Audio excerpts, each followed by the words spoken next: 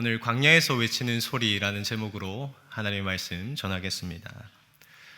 시대가 변하면 사람들은 살아가는 방식과 또 삶의 형태들도 달라집니다. 이전에 궁금하고 또 여러 가지 질문들이 생길 때에 우리는 어떻게 했었습니까? 동네에서 조금 지식이 많고 많이 배운 사람들을 찾아가서 그 사람에게 질문하곤 했습니다. 또는 도서관에 가서 그와 관련된 책을 찾아보면서 정보를 찾아보았지요. 그런데 지금 이 시대에 궁금한 것이 생기면 어떻게 합니까? 휴대폰을 바로 열어보지요. 컴퓨터에 앉으면 됩니다. 휴대폰을 열어서 컴퓨터에 앉아서 인터넷에 검색을 해보면 대부분의 정보들을 쉽게 정확하게 찾아낼 수가 있습니다. 그렇습니다. 지금 이 시대는 모르는 것이 있으면 인터넷에 검색하면 무엇이든지 정확하게 알아낼 수 있는 시대가, 다시 말해서 많은 정보가 있는 시대가 우리가 살아가고 있는 지금 이 시대입니다. 그래서 사실 지금 시대에는 모를 만한 것이 없다 할 정도로 거의 모든 것이 다 우리에게 정보로 알려져 있다 할 정도로 그런 시대를 살아가는 것이죠. 그러나 우리가 이렇게 많은 정보 속에서 살아가고 있지만 그럼에도 불구하고 여전히 많은 사람들에게 답을 주지 못하는 질문들도 있습니다. 나는 누구인가? 인간은 무엇인가? 인간은 어디에서부터 왔으며 또 어디로 가게 되는가? 기본적인 질문이지만 근본적인 질문이죠. 이런 질문들에 대한 답은 사실 인터넷을 검색해도 제대로 나오지 않습니다. 사실 이러한 질문들은 인간이 태어나고 사회를 만들고 나서부터 계속해서 있었던 질문입니다. 기원전 4세기 그리스 철학자 아리스토텔레스는 인간은 무엇인가? 라는 질문에 뭐라고 대답했습니까? 인간은 생각하는 동물이다. 그렇게 답을 내렸습니다. 그 이후에 프랑스 철학자 데카르트는 나는 누구인가? 라는 질문에 나는 생각한다, 고로 존재한다 라는 답을 또 했지요. 또 그 이후에 17세기 사상가 파스칼은 인간은 생각하는 갈대라는 답을 내었습니다. 여러분, 사실 유명한 철학자들의 답이라서 우리가 그 답을 들으면 굉장히 멋있다, 대단하다 라고 느껴집니다. 그런데요, 그들이 이렇게 답으로 내어놓은 그 답들을 곰곰이 좀 생각을 해보면 참 허술한 답변이라는 것을 알 수 있습니다. 인간은 생각하는 동물이다. 다시 말하면 인간은 동물과 비교해 보았을 때 생각한다는 것 말고는 별반 다를 것을 찾을 수 없는 존재다. 그러니까 인간에 대해서 생각한다 그 외에는 다른 것을 찾아내지 못했다는 것이죠. 나는 생각한다, 고로 존재한다. 멋있는 말 같습니다. 그런데 곰곰이 그 말을 되씹어 보면 그냥 당연한 말일 뿐입니다. 생각하니까 존재한다. 누구나 할 수 있는 말이 되는 것이죠. 다시 말해서 우리 인류 역사상 가장 똑똑하고 가장 지성이 뛰어난 사람들이 나는 누구인가? 인간은 무엇인가? 라고 질문했을 때 내놓은 그 답변들을 보면 인간은 생각할 수 있다. 그 외에 인간에 대해서 제대로 정의한 것은 단 하나도 없다라는 사실입니다.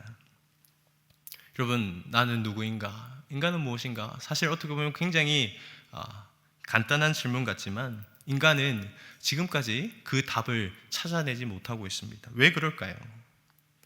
나는 누구인가? 인간은 무엇인가? 라는 것에 답을 주실 수 있는 분은 오직 우리를 창조하신 하나님밖에 없기 때문인 줄로 믿습니다. 요한복음 1장 3절 말씀에 그렇게 말씀합니다. 만물이 그로 말미암아 지은 바 되었으니 하나도 그가 없이는 된 것이 없느니라. 아멘. 이 세상 모든 것들을 하나님께서 창조하셨습니다. 하나님 없이, 그분이 없이는 된 것이 하나도 없습니다. 다시 말하면 하나님 없이 우리가 이 세상에서 깨달을 수 있는 것, 제대로 알 수 있는 것은 사실 단 하나도 없다라는 말이죠. 그러므로 내가 누구인가? 라는 질문에 답을 얻을 수 있는 유일한 길은 나를 창조하신 그 하나님의 말씀 안에서 답을 찾는 것밖에 없다는 것이지요. 여러분, 그러면 왜 우리는 내가 누구인지를 알아야 됩니까?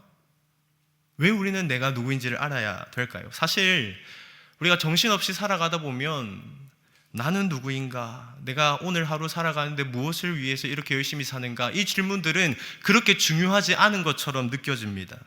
우리에게 오늘 중요한 것은 어떻게 하면 돈을 더 잘 벌 수 있을까? 어떻게 하면 오늘 맛있는 걸 또 먹을 수 있을까? 어떻게 하면 오늘 내게 있는 이 문제를 해결하며 살아갈 수 있을까? 그것이 더 중요한 것처럼 느껴집니다. 그러나 마치 폭풍이 지나간 바다가 그 폭풍 이후에 고요한 정막을 이루는 것처럼 모든 인생은 언젠가 잠잠히 이 심오한 질문을 마주하게 됩니다. 나는 누구인가? 우리가 바쁘게 살아가서 이 질문들을 잊어버리며 살아가지만 어느 순간 문득 방 안에서 이 질문 앞에 모두가 서게 된다는 것이죠. 나는 무엇이지? 나는 왜 이렇게 열심히 살아가고 있지? 난 무엇을 위해 지금 살아가고 있는 것인가? 그러한 질문들을 모두가 마주하게 된다는 것이죠. 여러분, 그런데 중요한 것은 그 질문을 맞닥뜨릴 때에 거기에 대한 답을 우리가 정의하지 못한다면 우리는 엄청난 공허함과 허무함에 휩쓸리게 될 것입니다. 우리가 그런 사람들을 많이 보지 않습니까? 유명한 연예인들, 성공한 기업가들, 그들이 열심히 그렇게 살아가다가 어느 순간 한번 나는 누구인가? 나는 왜 존재하는가? 그 질문에 막혀서 그 모든 삶들이 정체되고 허무함에 빠지는 것을 보곤 합니다. 그 질문을 마주했을 때 우리가 하나님의 말씀으로 나는 누구이다 라는 답을 내릴 수만 있다면 우리는 공허하지 않습니다. 우리는 불안하지도 않습니다. 오히려 공허함과 불안함을 넘어서 나의 정체성을 분명히 알고 오히려 힘있게 우리의 목표와 표대를 향해서 달려갈 수 있는 것이죠. 바라기는 오늘 말씀을 통해서 내가 누구인지 우리의 정체성을 다시 한번 깨닫고 표대를 향해서 힘있게 달려가실 수 있는 저와 성도님 되시기를 주님의 이름으로 축복합니다. 우리 본문 19절 말씀을 다시 한번 읽어보겠습니다. 19절 말씀입니다. 같이 읽습니다. 유대인들이 예루살렘에서 제사장들과 레위인들을 요한에게 보내어 내가 누구냐 물을 때에 요한의 증언이 이러하니라. 아멘. 세례 요한은 그 당시 광야에 있었습니다. 광야에서 예수님을 전하고 있었지요. 그런데 예루살렘에서 한 무리가 찾아와서 대뜸 묻습니다. 네가 누구냐? 이 사람들은 예루살렘의 종교 지도자들이 보낸 사람들입니다. 왜 사람을 보냈을까요?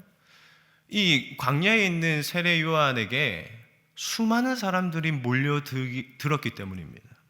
그래서 도대체 왜 사람들이 이렇게 몰려드는지 그 이유를 한번 조사하기 위해서 예루살렘에 조사단을 파견한 것입니다.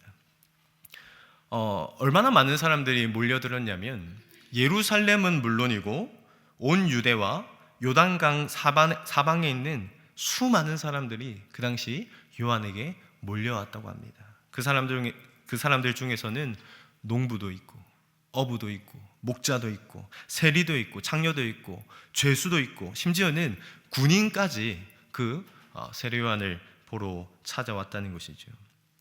그렇게 많은 사람들이 몰려드니까 종교 지도자들은 궁금한 것입니다. 도대체 거기에 무엇이 있기에, 세례 요한이 무엇을 하기에, 그가 어떠한 존재이기에 사람들이 그렇게 몰려드는 것인가? 조사단을 파견합니다. 그래서 다짜고짜 네가 누구냐 질문하는 것이죠. 그 질문에 세례 요한은 이렇게 답변을 합니다. 20절에 요한이 드러내고 말하고 숨기지 아니하니 드러내어 하는 말이 나는 그리스도가 아니라 한데. 여러분, 보통 당신 누구십니까? 누구세요? 라고 묻는다면 뭐라고 답하는 것이 일반적입니까? 나는 누구누구입니다. 누구십니까? 저는 목사입니다. 저는 추대위입니다. 라고 답변하는 것이 일반적입니다. 그런데 요한은 네가 누구냐라고 물었을 때 나는 요한이다 라고 이야기하지 않고 그리스도가 아니다 라고 대답을 합니다. 이것은 요한이 지금 이 사람들이 왜 자신을 찾아왔는지에 대한 의도를 분명히 파악했기 때문입니다. 사실 그 조사단이 궁금한 것은요, 세례 요한의 출신이 궁금한 것이 아니었습니다. 세례 요한이 어떤 사람인지, 어떤 배경을 가진 사람인지 그런 것을 궁금해서 질문한 것이 아니라 왜 너에게 사람들이 이렇게 몰려드느냐, 그것이 중요한 것이었죠. 세례 요한 자체가 궁금한 것이 아니라 왜 사람들이 이렇게 당신에게 몰려듭니까? 그것이 궁금했던 것입니다. 그래서 그 의도를 파악한 요한은 바로 대답을 하는 것이죠. 나는 그리스도 아니다. 조사단이 그러면 다시 묻습니다. 그러면 네가 엘리야냐? 여러분, 조사단은 왜 또 엘리야를 들어서 질문을 했을까요? 그 당시 유대인들은 말라기 4장 5절에 근거하여서 하나님 나라가 임할 때에 엘리야가 다시 올 것이라고 믿었습니다. 하나님의 나라 새 시대가 열릴 때에 엘리야가 다시 올 것을 믿었다는 것이죠. 그래서 요한 보고 네가 바로 그 엘리야냐? 요한은 또 대답합니다. 아닙니다. 조사단은 또 묻습니다. 그러면 내가 그 선지자냐? 여기서 그 선지자라 묻는 것도 또한 이유가 있습니다. 신명기 18장 15절에 모세가 새로운 시대가 열리게 될 때에 선지자, 그 선지자가 다시 올 거라고 예언을 했기 때문이죠. 다시 말해서 조사단의 질문은 한결같습니다. 네가 그리스도냐? 네가 엘리야냐? 네가 선지자냐? 네가 정말 이 세상을 구원할 구원자냐? 그렇게 묻습니다. 또한 세례 요한의 답도 한결같습니다. 아닙니다. 나는 그리스도도 아니고 엘리야도 아니고 선지자도 아니고 나는 이 세상을 구원할 자도 아닙니다. 그렇게 서로 질문과 대답이 오고 가는데요, 조사단은 끈질기게 답을 요구합니다. 지금 우리는 예루살렘에서 파송을 받아서 왔다. 그런데 우리는 당신이 누구인지를 정확하게 예루살렘에게 알려줘야 될 그런 책임이 있다. 도대체 네가 누군지를 좀 말해달라. 이렇게 부탁을 하는 것이지요. 그때 세례 요한이 자신의 정체가 무엇인지를 말합니다. 뭐라고 이야기합니까? 나는 소리이다. 나는 소리다. 나는 광야에서 외치는 자의 소리이다. 여러분, 우리 중에 자신을 소개할 때 저는 소리입니다 라고 소개하는 사람이 있습니까? 아니면 다른 누군가가 나를 소개해 줄 때에 이 사람은 소리입니다 라고 소개해 줄 때 그것을 좋아하고 기뻐할 사람이 있을까요? 좋아하지 않죠. 내가 소리라고 하는 것은 그렇게 달가운 소리가 아닙니다. 왜냐하면 사람들은 입신양명하기를 원하기 때문입니다. 여러분, 입신양명이 무엇입니까? 설입, 몸신, 날릴 양, 이름명. 우리는 입신양명에 대해서 많이 들어왔죠. 다시 말해서 사람은 성공해서 자기 이름을 널리 알리는 것을 모두가 기뻐합니다. 모두가 성공해서 자기 이름을 널리 알리려고 열망합니다. 그런데 나는 이름도 없습니다. 나는 직분도 없습니다. 나는 그저 소리일 다름입니다 라고 하는 고백은 결코 쉬운 고백이 아니라는 것이죠. 여러분, 제가 아까도 말씀드렸다시피 실제로 세례 요한 그 당시 수많은 사람들이 이렇게 쫓아다니고 존경하고 그랬던 유명 스타 같은 사람이었습니다. 지금 세례 요한 근처에도 수많은 사람들이, 군중들이 따라다니고 있었습니다.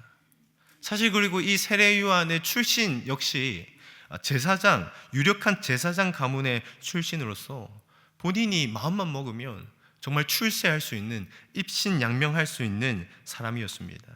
아니, 자기가 마음 먹지 않아도 그냥 세례 요한은요, 가만히만 있으면 사람들이 높여주고, 가만히만 있으면 사람들이 추종하고, 가만히만 있으면 세례 요한은 그냥 유명한 사람이 될 수 있었습니다.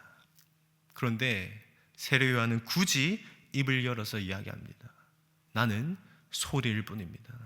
나는 아무것도 아니고 예수 그리스도를 앞세우고 예수 그리스도를 전하는 소리에 지나지 않는다. 그렇게 고백하는 것이죠.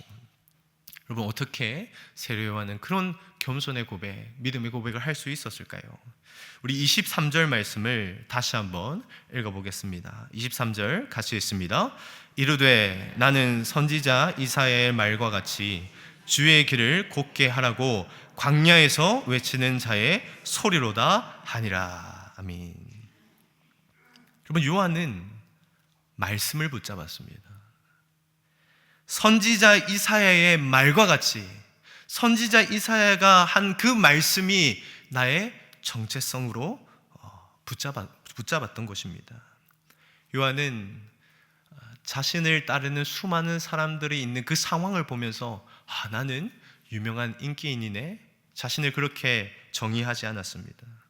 나는 태어나 보니까 유력한 제사장의 아들이네, 그렇게 뼈대 있는 가문으로서 자신을 유력한 사람이라고 정의하지 않았습니다. 세례 요한은 이사야 40장 3절 말씀에 그 말씀을 자신의 것으로 받아들였습니다. 그래서 나는 광야에서 주의 오실 길을 예비하는 소리로 살아가겠다 결단하고 그 말씀으로 자신을 정체성을 분명하게 하며 또 그 정체성을 가지고 실제로 광야에서 외치는 자의 소리로 살아냈던 것이죠. 사랑하는 성도 여러분, 우리의 정체성은 내가 무엇을 가지고 있느냐로 정해지는 것이 아닙니다. 내가 무엇을 할 수 있느냐로 우리의 정체성이 정해지지 않습니다.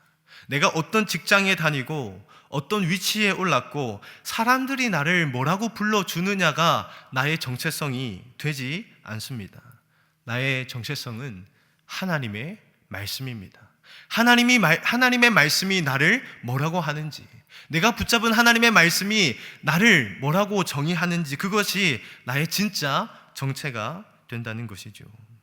여러분, 우리는 말씀 안에서 우리 자신이 누구인지를 발견할 수 있어야 됩니다. 그렇다면 여러분, 우리는 누구입니까?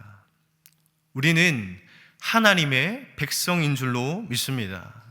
우리는 하나님의 말씀에 근거하여서 하나님의 자녀이며 또 세례 요한과 같이 예수 그리스도를 세상에 널리 알리는 그 사명을 받은 사명자인 줄로 믿습니다. 우리는 예수 그리스도를 전하는 소리입니다. 여러분, 그렇다면 정말 여러분들의 삶 가운데 예수 그리스도를 전하는 소리로 살아가고 계십니까?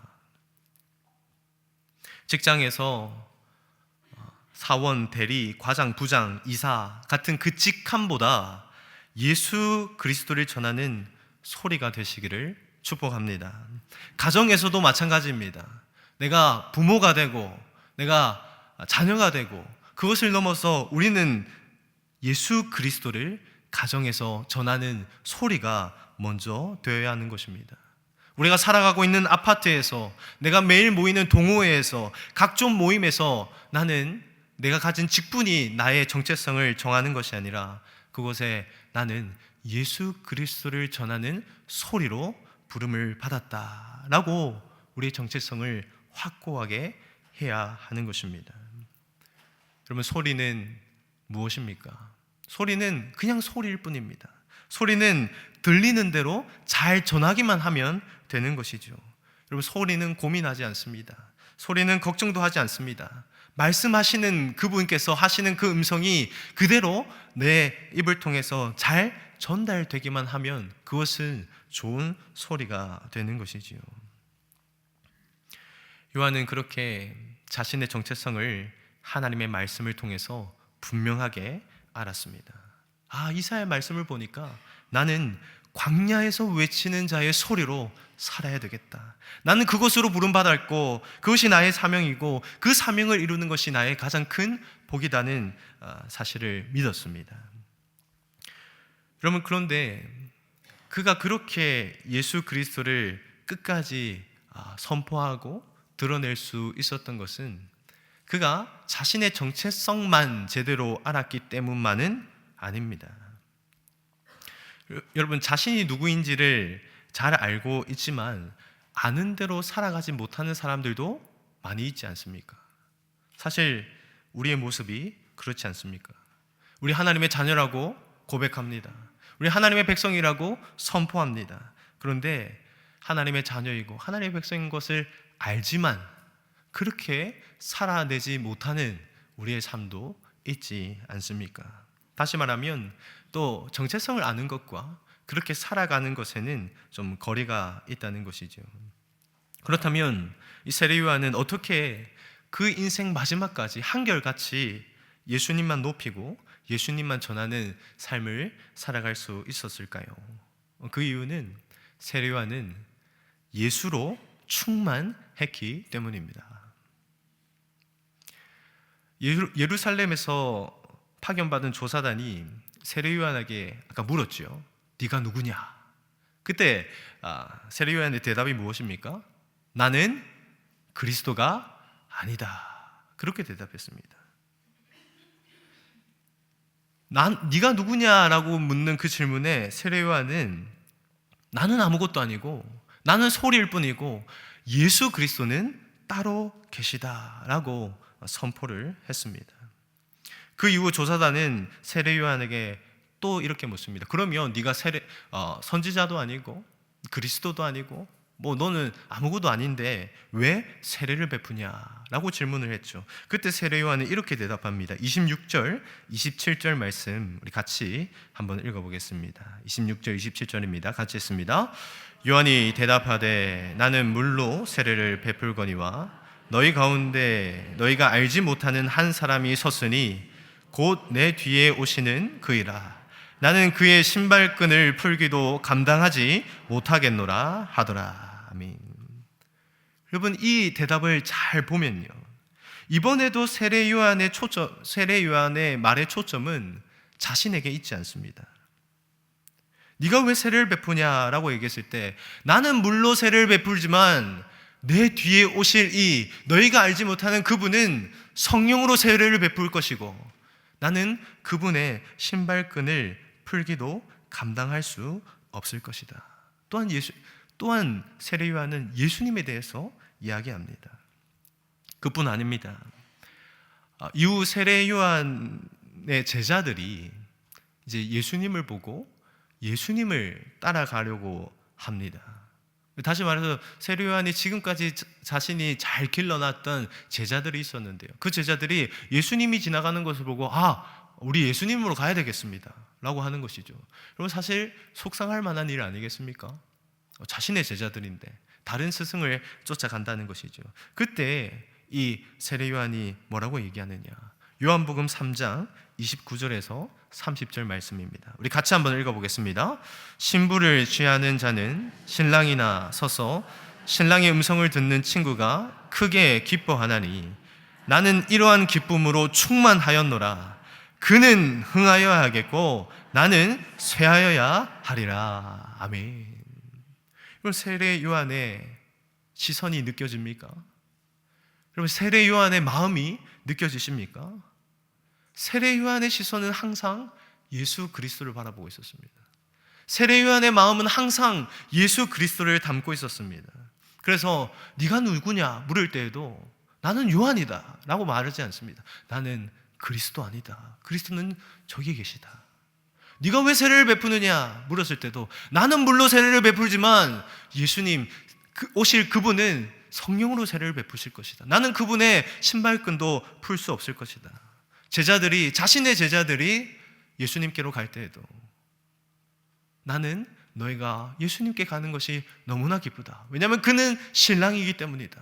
그는 항상 성하여야 되겠고 흥해야 되겠고 나는 쇠하여야 할 것이다. 여러분, 세례 요한의 마음은 예수 그리스도로 충만했습니다. 그가 말을 할 때면 늘 예수 그리스도를 선포했습니다. 누가복음 6장 45절에 이렇게 말씀합니다. 선한 사람은 마음에 쌓은 선에서 선을 내고 악한 자는 그 쌓은 악에서 악을 내나니 이는 마음에 가득한 것을 입으로 말함이니라. 우리를 잘 보면요, 사람은 마음에 가득한 것을 입술로 내게 되어져 있습니다. 실제로 한 가지에 푹 빠진 사람을 한번 잘 보십시오. 예를 들어서 어떤 한 사람이 골프에 푹 빠졌다. 그러면 그 사람과 돼야 하면요, 무슨 이야기를 해도 결국 마지막에는 무슨 이야기로 흘러갈까요? 골프 이야기로 흘러갑니다. 주식에 팍 빠진 사람이 있다. 같이 이야기하다 보면 무슨 주제를 가지고 이야기를 하도록 결국에는 주식 이야기를 하게 됩니다. 음식에 빠진 사람, 영화에 빠진 사람, 무엇이든지 한 가지에 푹 빠진 사람은요, 결국에 그것을 말합니다. 그것을 말하고 생각하고 그것을 전하게 되어져 있다는 것이죠. 그러면 우리는 한번 무엇을 말하고 있는지 한번 돌아볼까요? 우리의 대화의 주제는 항상 무엇이 되고 있는지 돌아봐야 되지 않겠습니까? 우리가 말할 때에 결국 우리의 대화의 끝은 무엇으로 맺어지고 있는지 우리는 돌아봐야 할 것입니다. 바라기는 우리는 무슨 말을 해도, 무슨 모임에 가도 결국에는 우리의 대화가 우리의 입술에 예수 그리스도로 끝이 나기를 주님의 이름으로 축원합니다. 그렇습니다. 늘 우리 안에 예수 그리스도 충만할 때에 우리는 예수 그리스도를 전할 수밖에 없는 것이죠. 한국 교회의 초창기 한 목사님의 이야기입니다. 그 목사님은 늘 매일매일 새벽 4시가 되면 이제 거리를 다니면서 예수 천당, 불신 지옥을 외쳤다고 합니다. 그러다가 1939년 신사참배 반대에 앞장 섰다는 이유로 6년간 투옥 생활을 하게 되는데요. 감옥에 갇혀서도 그 목사님은 쉬지 않고 예수 천당, 불신 지옥, 그것을 외쳤다고 합니다. 그래서 그 목사님이 예수 천당, 예수 천당을 외칠 때마다 간수들이 그 목사님을 불러내서 고문하고 매로 쳤다고 합니다. 그러다가 한 간부가 그 목사님에게 물었습니다. 당신은 왜 그렇게 시도 때도 없이 예수를 외치느냐? 왜 그렇게 예수를 외치느냐? 라고 물었을 때에 이 목사님의 대답이 그러했습니다. 내 몸에는 예수로 가득 차 있다. 내 전신에 어디든지 바늘로 찌르면 붉은 피가 나오듯이 내가 움직일 때면 예수가 나오고, 너희가 나를 칠 때면 나는 내 안에 있는 예수가 더 크게 외쳐질 것이다. 그렇게 대답을 했다는 유명한 일화가 있습니다. 이 이야기는 최권능으로 또 불려지는 최봉성 목사님의 유명한 일화이죠. 사랑하는 성도 여러분, 지금 우리는 생명 사랑 나눔 축제에 집중하고 있습니다.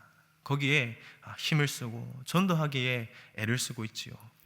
여러분, 그런데 어떻습니까? 참 전도하기 쉽지 않지요. 그것은 목사인 저도 마찬가지입니다. 입을 열어서 예수를 전하고 싶지만 참 입이 잘 떨어지지 않을 때가 있습니다. 참 실천하기가 어려운 순간을 많이 만나게 됩니다. 여러분, 그때에 우리는 생각해야 됩니다. 나는 소리다. 나는 다른 것도 아니고 나는 예수 그리스도를 이 땅에 전하기 위해 부름받은 외치는 소리이다. 그냥 입을 열어서 예수를 전하자. 그렇게 마음을 먹어야 될 것 같습니다. 그것과 더불어 우리는 예수로 충만하게 채워야 합니다. 나를 구원하신 예수님, 나를 너무나도 사랑하시는 그 예수님, 그 예수님이 내 안에 차고 흘러 넘쳐서 이웃에게까지 전해질 수 있도록 예수님을 우리 속에 가득 채우시는 저와 여러분들이 되기를 축복합니다. 여러분, 세례 요한은 자신을 소리일 뿐이라고 얘기했습니다. 여러분, 세례 요한은 자신을 나는 예수님의 신발끈을 풀기도 감당하지 못할 천하디 천한 종일 뿐이다 라고 그렇게 스스로를 고백했습니다. 그런데 그런 세례 요한에게 성경은 뭐라고 얘기하느냐? 누가복음 7장 28절에 여자가 낳은 자 중에 요한보다 큰 자가 없도다. 여러분, 성경에 여자가 낳은 자가 얼마나 많습니까? 아브라함도 이스라엘 역사상 참 위대한 인물 아닙니까? 이스라엘 민족의 시작을 열었습니다. 모세는 어떤 거 했습니까? 모세는 홍해를 갈랐습니다. 다윗은 이스라엘 역사상 가장 위대한 왕으로 이렇게 평가를 받습니다. 그런데 성경은요, 그 수많은 위대한 사람들 중에서 누가 크냐? 세례 요한이 크다. 왜 그렇습니까? 예수님을 대면하여서 그 예수님을 온전히 전하기를 소망하고 또 그렇게 온전히 예수님만 전했던 그 세례 요한이 참 크다고 평가해 주신 것입니다. 사랑하는 성도 여러분, 복음 전하고 예수님을 전하는 것, 그것은 위대한 일입니다. 그것은 정말 놀라운 일입니다. 때로는 우리가 무시당하고 외면당하고 차가운 거절의 소리를 듣기도 하지만 여러분, 예수님을 알리는 것은요, 홍해가 갈라지는 것만큼 위대한 일입니다. 민족을 이루는 것만큼, 나라를 다스리는 일만큼 복되고 크고 중요한 일이라는 것이죠. 때문에 부족하고 연약하지만 우리 계속 복음을 전하십시다. 예수님을 전하십시다. 그리고 예수님을 전하면서 그 예수님과 동행하면서 그 예수님과 함께 살아가는 기쁨과 은혜를 누리실 수 있는 저와 성도님 되시기를 주님의 이름으로 축복합니다.